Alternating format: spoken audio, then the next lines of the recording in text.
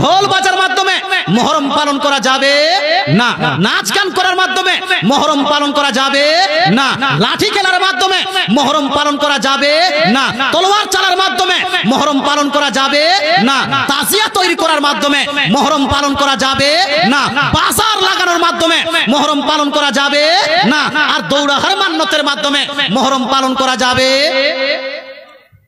এখন তোরা রাগ করছেন, রাগ হচ্ছে না? হচ্ছে। হে মুসলমান, আপনাকে বলতে চাই, রাগ হলে হোক, আমার কি ক্ষতি করবেন? আল্লাহ তাআলা আপনাকে বুঝা যদি তৌফিক দান করে আমল করবেন, আর যদি না বুঝতে চান মরুন, মরলেই বুঝতে পারবেন। শুধু ইয়া হুসাইন বলে কেউ কাল কিয়ামতের মাঠে উত্তপ্ত ময়দানে পার হতে পারে না, যতক্ষণ পর্যন্ত না হুসাইন রাদিয়াল্লাহু তাআলা আনহুর আদর্শ এবং নীতিকে অনুসরণ না করেছে। ইয়া হুসাইন বললেই পার, একটু হানা বলুন না ভাই, না হুসাইন রাদিয়াল্লাহু তাআলা অনুসরণ করতে হবে কোনটা? হানা বলুন না ভাই। ইমাম হুসাইনের অনুসরণ করবেন না খালি নাম নিবেন? হ্যাঁ, আচ্ছা বলুন তো ভাই, যে এই নাচ গান করা, তারপরে আপনার ঢোল বাজানো, তারপরে লাঠি খেলা আর বাজার লাগানো, বাজারটা ভালো জায়গা না খারাপ জায়গা? জোর বলুন না, বাজার ভালো না খারাপ? আমার নবী বলছেন আহাব্বুল বিলাদ ইলাল্লাহি মাসাজিদুহা ওয়া আবগাসুল বিলাদ ইলাল্লাহি আসওয়াকুহা। আল্লাহ তাআলার নিকট সবথেকে উত্তম জায়গা হলো, সবথেকে উৎকৃষ্ট জায়গা হলো মসজিদ সমূহ। কোন জায়গা? আর সবথেকে খারাপ জায়গা কোনটা? জোর বলুন না। সবথেকে খারাপ জায়গা বাজার। সবথেকে খারাপ জায়গা যেটা, ওটা ধর্মের নামে চালানো যাবে? জোর বলুন না। বা ধর্মের নামে চালানো যাবে?